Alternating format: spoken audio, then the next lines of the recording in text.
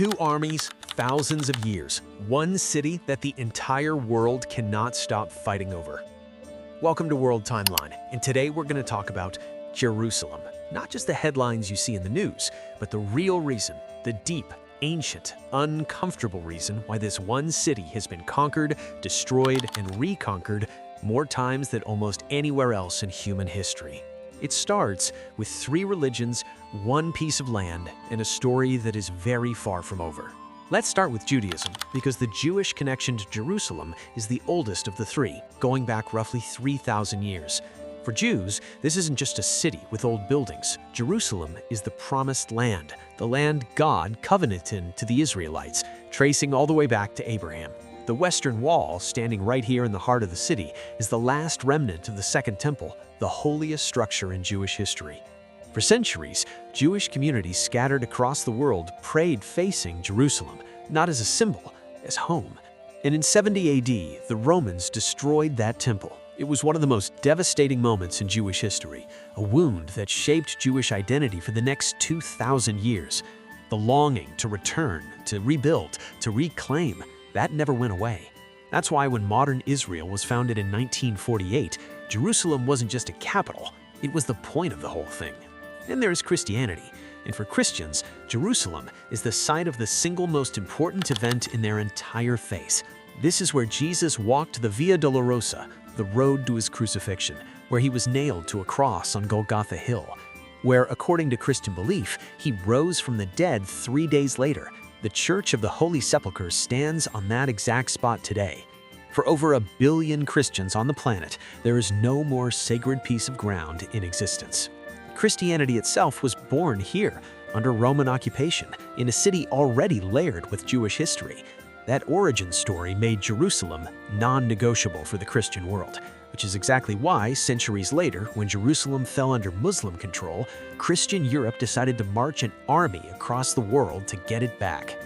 In Islam, the Dome of the Rock and Al-Aqsa Mosque sit on the elevated platform called the Noble Sanctuary, or the Temple Mount, depending on who you ask. That name difference alone tells you everything about this conflict. In Islamic tradition, this is where the Prophet Muhammad ascended to heaven on the night journey, one of the most significant events in the faith.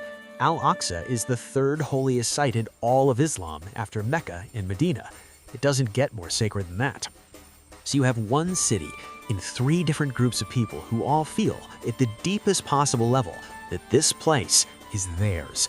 That's not politics, that's faith. And faith is the hardest thing to negotiate.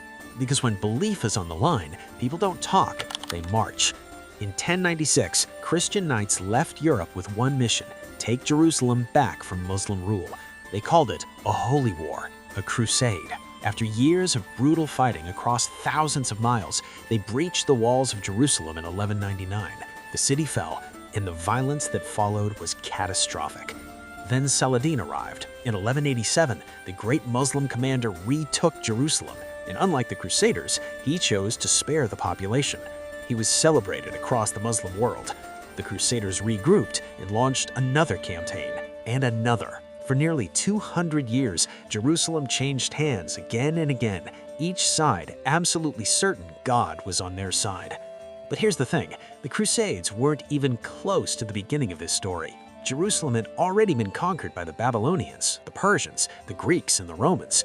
Every rising empire in that part of the world eventually came for Jerusalem, not for resources, not for trade routes, but for what it meant: controlling Jerusalem, then controlling the moral authority of an entire civilization. Fast forward to 1948. Israel declares independence. War breaks out the next day. Jerusalem, who controls it, what it means, what it should be, is right at the center of everything. It still is today. And the reason is the same as it was 3,000 years ago: faith. Jerusalem has outlasted every empire that tried to own it. The Babylonians are gone. The Romans are gone. The Crusader kingdoms are gone. But Jerusalem is still here, still contested, still the most loaded piece of real estate on the planet. Because the thing about meaning, about belief, is that it doesn't fade. Empires collapse, armies retreat, but if enough people believe a place is sacred, it stays sacred forever. So here's what I want to ask you, and I'm genuinely curious. If you had to design a real solution for Jerusalem, one that actually respected all three faiths, what would it look like? Drop it in the comments. There's no right answer here, but there are a lot of interesting ones, and I read every single one. I'm World Timeline. If this one made you think, the next video's already out. See you there.